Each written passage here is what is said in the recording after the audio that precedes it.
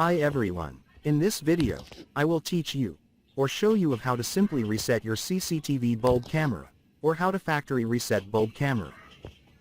This is very easy and quick friends. Let's start. First, power on your CCTV bulb camera.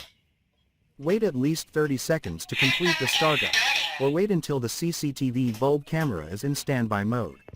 Then while we are waiting, let's find something like a pin to press the reset button. Just like this. By the way guys, if you have an SD card or memory card inserted on your bulb camera, we recommend you remove it first, before resetting the bulb camera, so that the video data will not be deleted. Now let's find the reset button. Here's the reset button. Press and hold the reset button for several seconds to reset the bulb camera.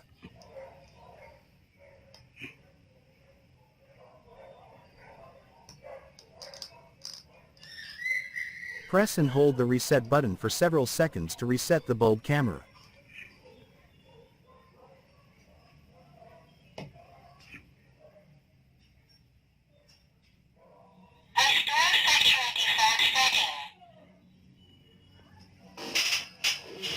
That's it friends, of how to reset your CCTV bulb camera.